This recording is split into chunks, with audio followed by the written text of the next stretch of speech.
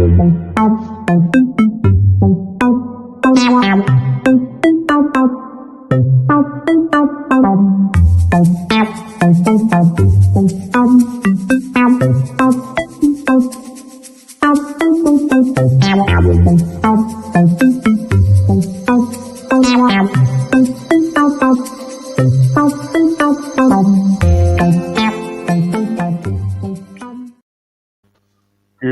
evening.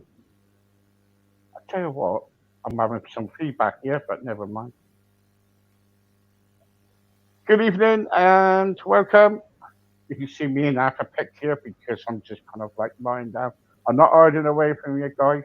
I still got still haven't had my haircut. No, still waiting for my hairdresser. But, Yeah. but guess what? I've got Carrie again tonight. Carrie, how are you? Hi, not too bad, thank you. How are you? I'm okay, but yeah, Good. it's been all right. It's been all right. I'm still waiting for my hairdresser to come and cut my hair. I'm thinking Yeah. about getting. I'm thinking about getting a fly mow. You know, one of those fly mows. And stick it on my hair. You know, So I'm trying to do that. Yeah. But anyway, why I asked you back is because I wanted to talk to you more what you do, Okay. because you can you tell everybody what you do again? Yeah. So I'm a pet bereavement counsellor. So I support anyone that is either facing the loss of a companion animal or has already lost a companion animal. And if you're struggling with the grief associated with this, then I'm here to help you. Right. Okay. So pet bereavement. Now, hmm some people will laugh at this, Yeah, they do. Yeah. and some people will say, "Gosh, I've never heard that before." Mm. You know, do you get mixed feelings about it? Do you get mixed, people come to you and Yeah. say, Yeah, I do. I mean, it's a good job I've got thick skin and believe in what I'm doing because some people, when you meet them, say, "Oh, what do you do for a living?" I say, "I'm a pet bereavement counsellor," and they either laugh and say, like, as if it's the most ridiculous thing in the world, or they'll be like, "What, you counsel the pets?" And I'm like, "No, I counsel the owners of the pets that have died," and they're like, "Oh, right." And then others are like, "Oh, that's brilliant. I wish I'd have known about you years ago when I lost my dog or my cat." So there's varying opinions, and for the people that find it funny or don't agree with it, that's fine. I'm still going to keep doing it. There are mm, lots of people out there that do need and want my service, so mm. I'm here for them, not for those that want to make fun of it. Now, when you were last Mm. on my radio site had, which the figures two again. Sorry, I've got to look for that figure again. I had 1,626 people contacted me, Wow. Yeah. right, about pet bereavement. And, Okay.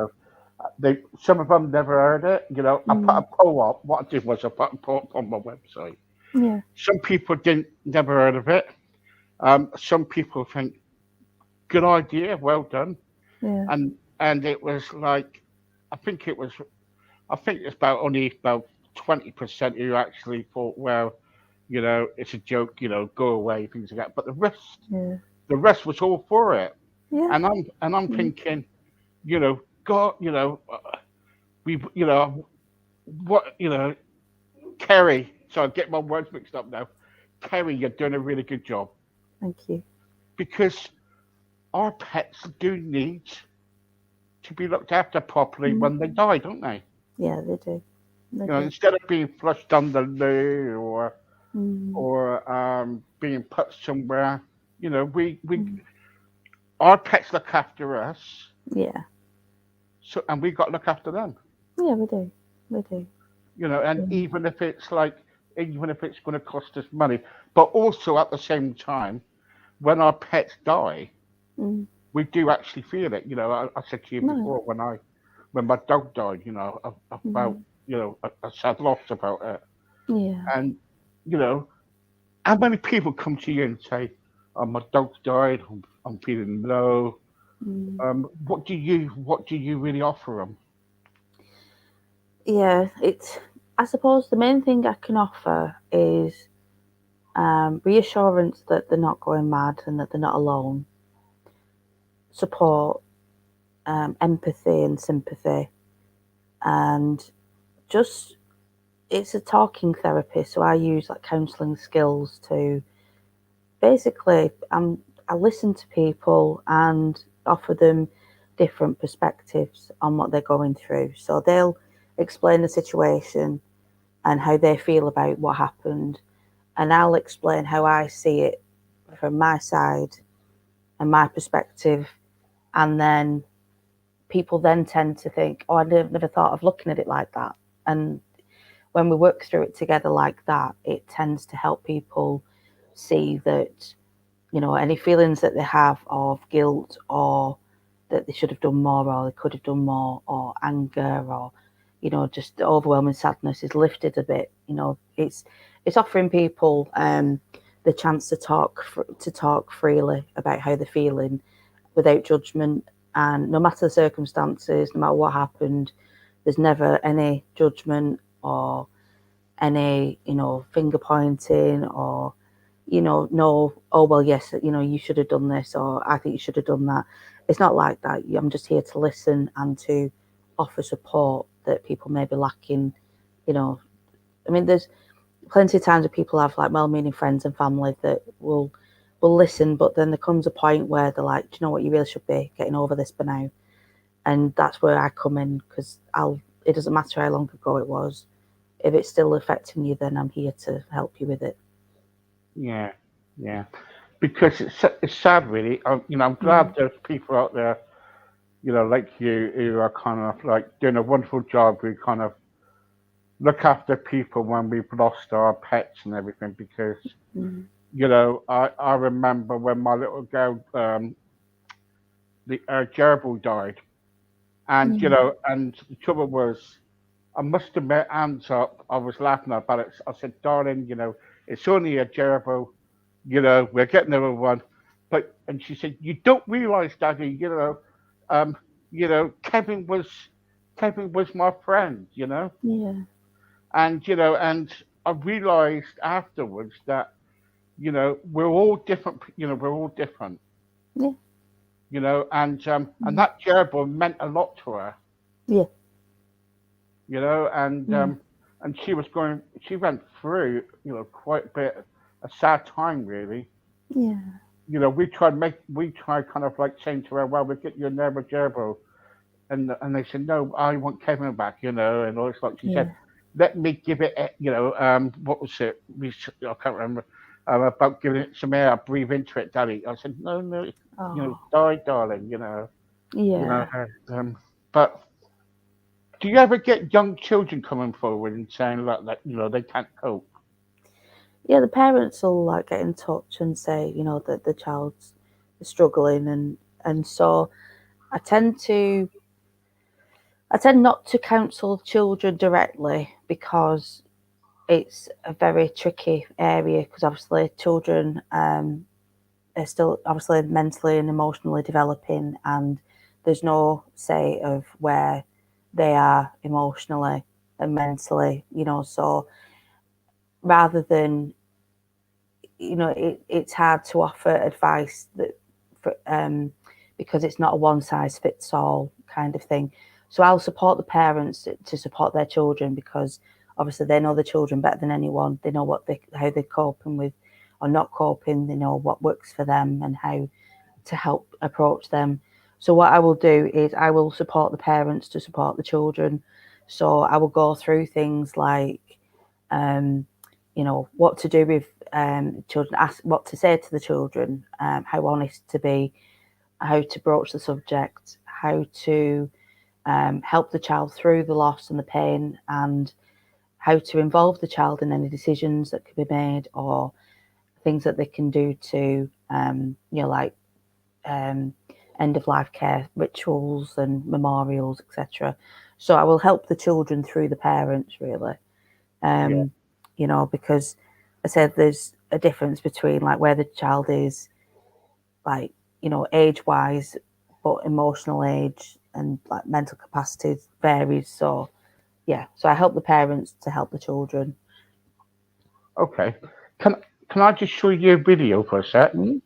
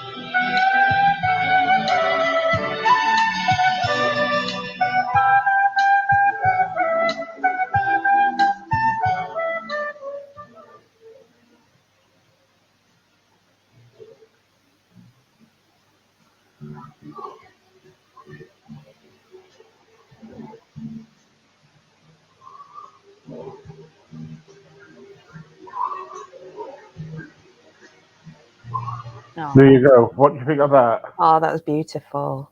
Oh, But yeah.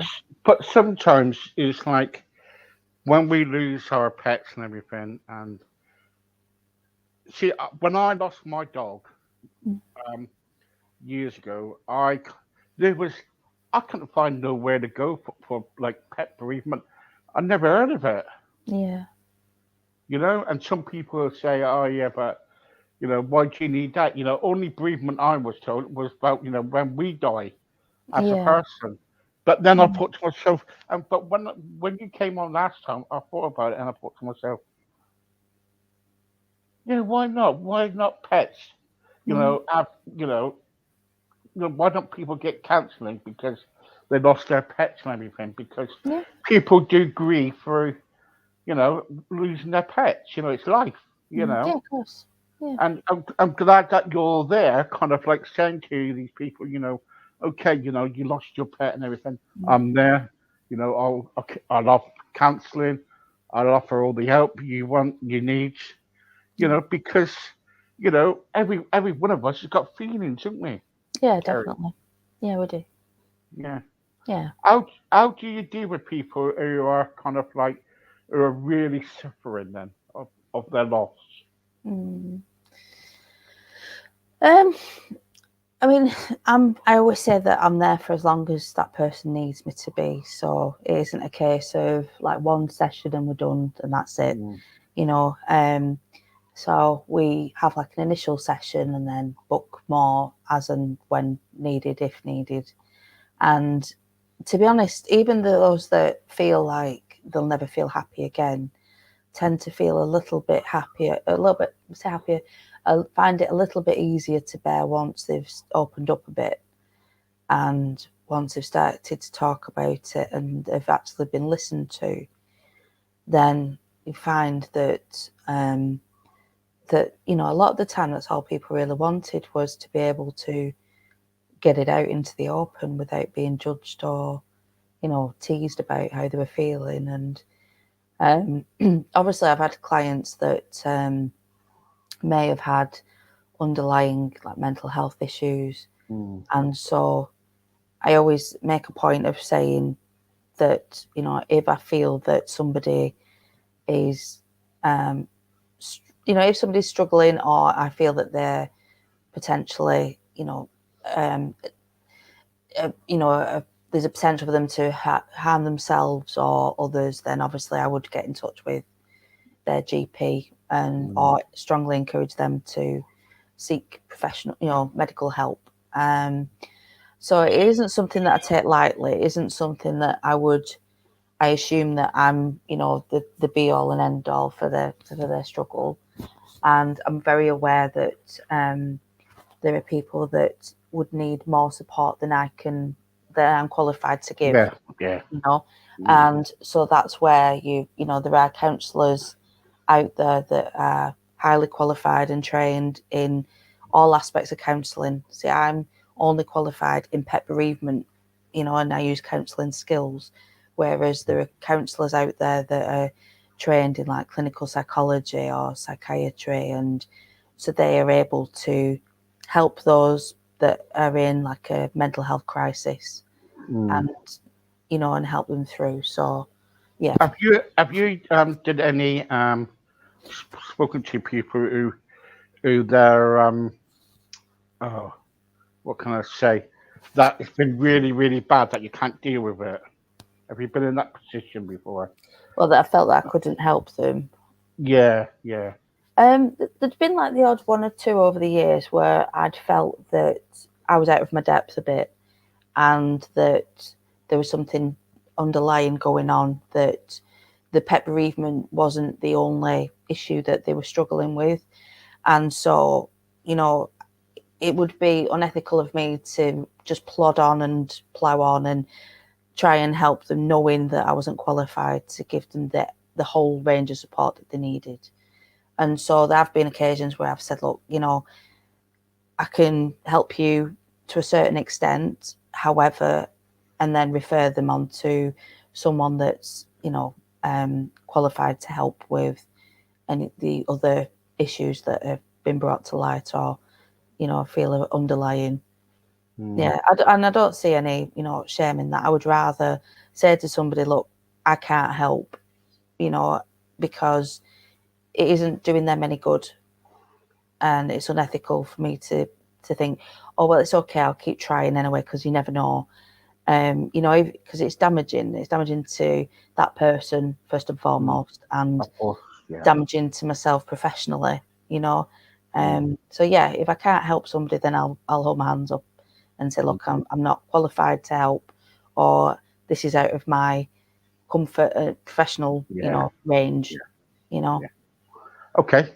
Here we go. That's good for the questions. Joanne wants to know. Hi, Kerry. I've what was it? I saw you last time, and I think you're wonderful. You're doing a really good job oh, thank helping people to cope with their sad loss. We you. all have a sad loss in time. Humans, humans for one. But when your pet dies, Mm, that's that's it. I lost Joe the other day. He's a cocker spaniel dog, yeah, and I'm going through a lot of pain at the moment. What can I do? okay. It's difficult, especially with like lockdown as well. Um, a lot of the things that I would normally suggest to help people, we're not able to do. So, like meeting up with friends and family, going for, a coffee, what have you. So, if there's a good support network around you, if there's friends and family that understand what you're going through, talking is so underrated. A lot of people think that just talking about how you're feeling and getting it off your chest, they Yeah, wonder how that could possibly help. But it's like the saying goes, problem shared is a problem problem halved. again. Yeah. But you may be surprised that once you start opening up to somebody that you trust, and they just listen without interruption, without judgment, they just literally just sit and absorb what you're saying, you may find that that helps more than you think. But also, I find that things like journaling helps. So if you're a writer, if you keep a diary, just get a notebook. It doesn't have to be anything special. A notebook, a pen, and just write down how you're feeling. But sitting with the feelings is important, because a lot of the time we try to hide from what we're feeling and push it down because it hurts.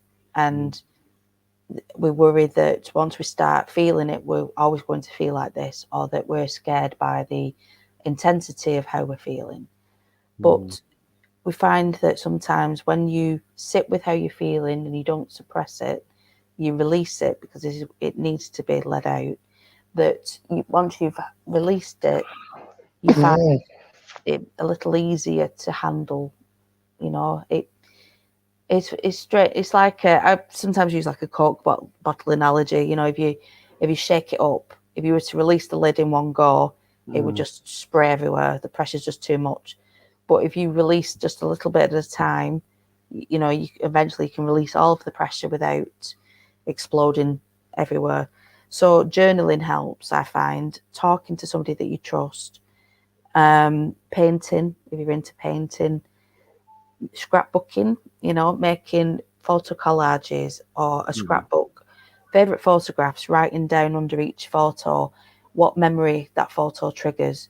Because mm. for that moment, you're back in time in that memory, and it can perk you up a bit and cheer you up a little bit in the moment, and just give you that little bit of push to keep moving forwards. We never really move on, but we do move forwards. There you go. There you go. Josie said, "Hi, Kerry. Love what you do, and nice to see you again. Thank What can I do? I lost my tortoise the other day. Um, don't I had it for 9 years. you. Oh, What can I do to? What can I do? I'm lost without it. yeah, My son-in-law told me to buy another one, but I can't. I just want to keep that one. I yeah, haven't even done nothing wrong with it. It's in the box, and I don't. And every time when people try to move the box, I don't want them to. yeah.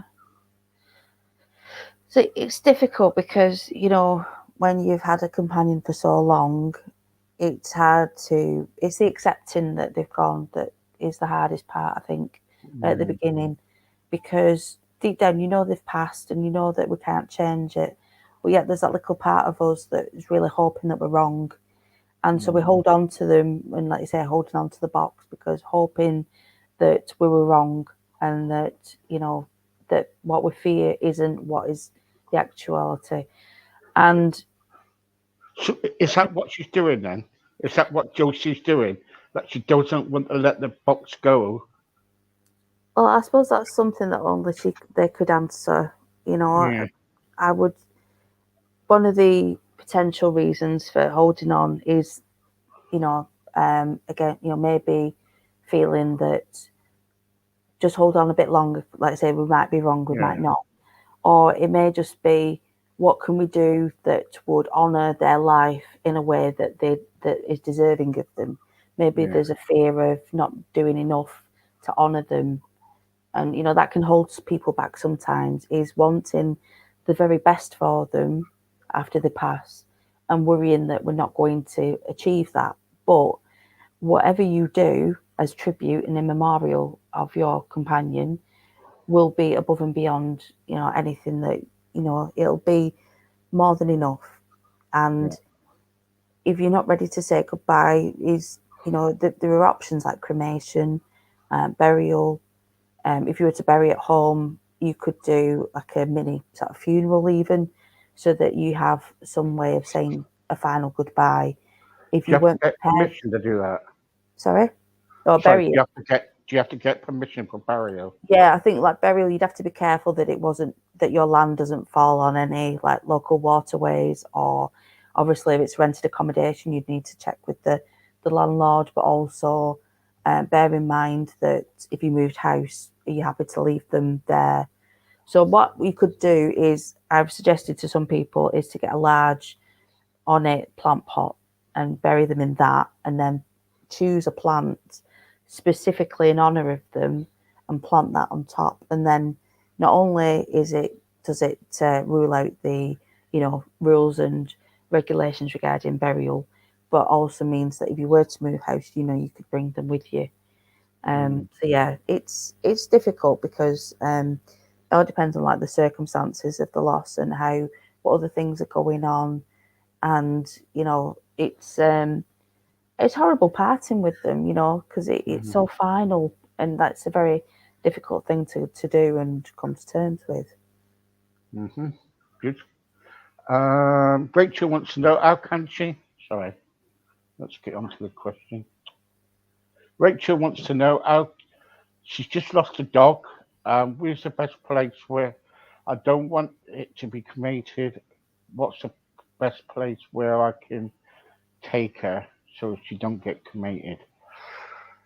Ooh, um to be honest, if you didn't want cremation, there are some pet crematoriums that will offer burial plots in their grounds. That's the To be honest with you, as far as I'm aware, that's the only option. You may be best getting in touch with the association of um, animal of pet. Do you know? I can't remember the acronym now.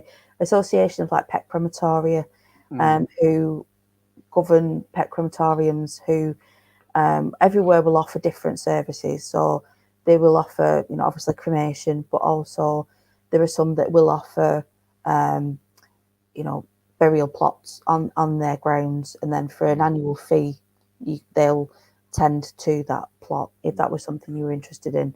I'm not sure if the UK do like aquamation yet, which is no, um, they don't do that yet. they don't do that now. No, No, no, I think it's just the no, states. I think, no. isn't it? Look, Um, Rachel, yeah. what we'll do, we will. I'll get someone onto that tonight for you. Get some information over to you. Um, don't worry about that. We'll get that sorted out for you soon after. And I'm so sorry about that. And stay safe. Um, Paulie wants to know. Um, I've got a horse, and the horse died the other day. Where's the best place for the horse to go? Would it be burial or cremation? Surely cremation, wouldn't it? I would have thought possibly cremation. only because you have more choice with what you can do with the remains, as it were. You could Hmm. either keep them in an ornate casket or urn. You could scatter them in a favourite part of your grounds. You could bury them, if you wanted to. It would be a little easier to do that. But if it's your own land and you have the means to do so, and to do so without potential contamination of waterways or obviously you'd have to be aware of wildlife exhuming Hmm. companion. Then the burial or cremation, it's a very personal decision, and Yeah, it, yeah, it's difficult, yeah, isn't it? and it depends where you are in the country as well. There are a lot of pet crematoriums out there that cater to equine cremation and do so very respectfully and very, in a very, professional manner that your horse is deserving of. Yeah. Yeah, yeah, okay. Last question, guys. Sylvia wants to Sylvia wants to know. I, Steve, and Kerry. Kerry, thank you very much for coming on again. I enjoy you coming on. Give out good advice. Thank Would it be possible you can come on again very soon? And then it says here, Kerry, um, I had four budgies, you. Okay. and two of them died, Right. unfortunately. But I've tried burying it in my back garden, but the Mm, council told me that I've got to dig it back up, okay. either put them in the bin or take them somewhere else to bury them. Okay. What is your advice?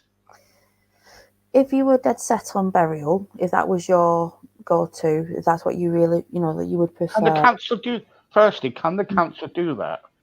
Can the council say, you've got to dig back up those budgies and I actually suppose kind I suppose it depends on whether, if it's a council-owned property, then I yeah. suppose that they've got the right to say what goes on with their land. And again, contamination of waterways and, Oh yeah, of course, yeah. there's that as well. Mm, I mean, you may say, oh, it's only a budget, it's not small. However, we still need to bear in mind the potential. Um, I mean, it's a shame, when you've gone to the effort to give them a peaceful and dignified burial and to have to exhume them. That mm, must be devastating. The only thing I can think of is you could even have them cremated if you felt like you wanted to do that.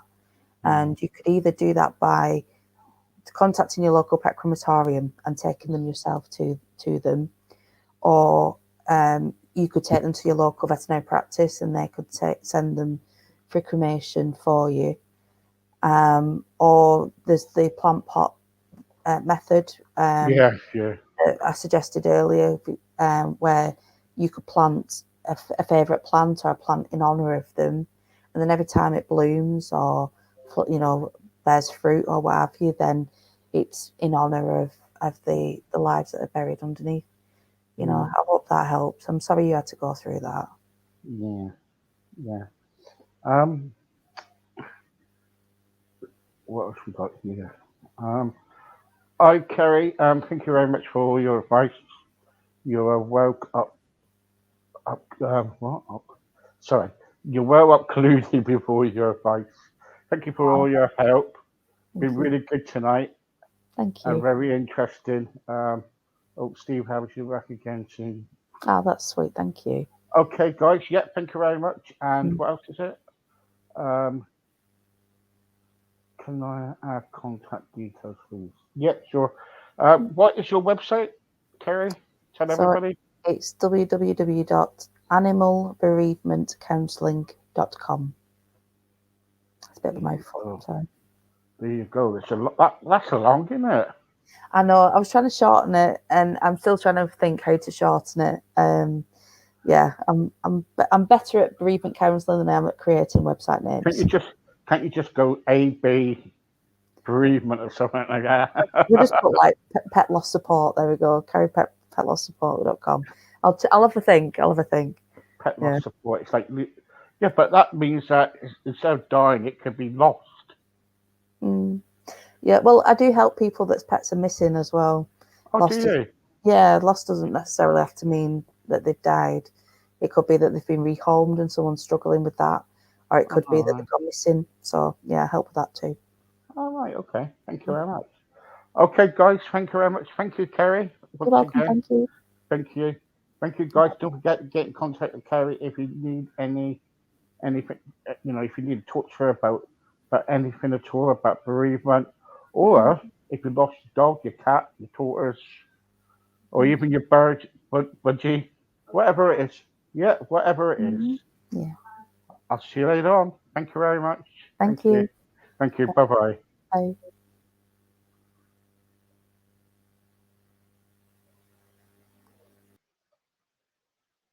Okay, guys. Thank you very much for watching. See you soon. Take care. Bye bye.